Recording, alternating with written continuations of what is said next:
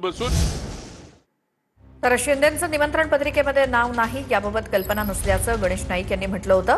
निमंत्रण पत्रिकेमध्ये नाव नाही याबाबत आयुक्तांना विचारा असं गणेश नाईकांनी सांगितलेलं होतं। त्यामध्ये शिवसैनिकांनी आयुक्तांच्या केबिनमध्ये जाऊन निमंत्रण पत्रिकाच फाडून टाकली।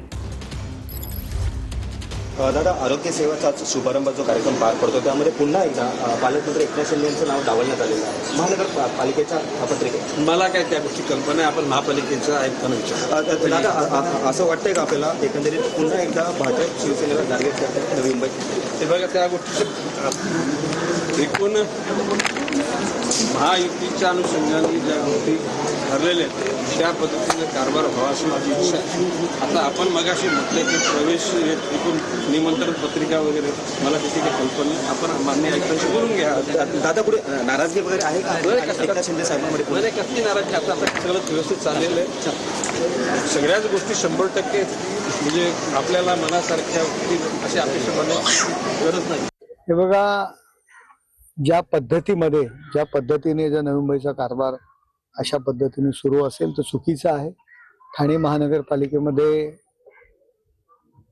शिवसेनेची आणि भाजपा पण शिवसेनेची एक हाती सत्ता आहे। यापूर्वी सुद्धा शिवसेनेची एक हाती सत्ता होती युतीशिवाय।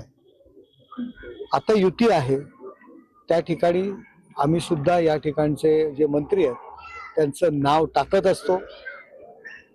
आता या ठिकाणी अशा पद्धतीत जर पत्रिका मी अजून पाहिली नाही तर शिवसैनिकचे नगरसेवक शिवसेने स्टाईलने त्याला उत्तर देतील।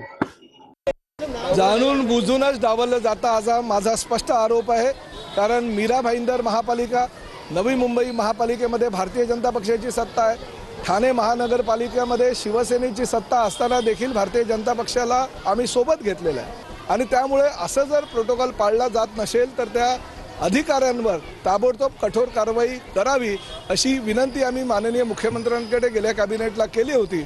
आताही उद्या कॅबिनेट आहे आणि असे प्रकार आम्हाला निदर्शनास आलेले आहेत, त्यामुळे आम्ही गंभीर दखल माननीय मुख्यमंत्र्यांनी ह्या सगळ्या प्रकरणाची घ्यावी अशी विनंती करणार। गेल्या कॅबिनेटमध्ये मी माननीय मुख्यमंत्र्याला मी स्वतः जो यापूर्वी ज्या उद्घाटन सोहळ्यामध्ये एकनाथ शिंदे साहेबांचं नाव नव्हतं या संदर्भामध्ये मी तो प्रश्न उपस्थित केला होता। मुख्यमंत्र्यांनी तात्काळ त्याच्या चौकशीचे आदेश सुद्धा दिलेले होते। जर असा प्रकार पुन्हा घडला असेल तर उद्या कॅबिनेट आहे, उद्या पुन्हा त्या अधिकाऱ्यावर निश्चित कारवाई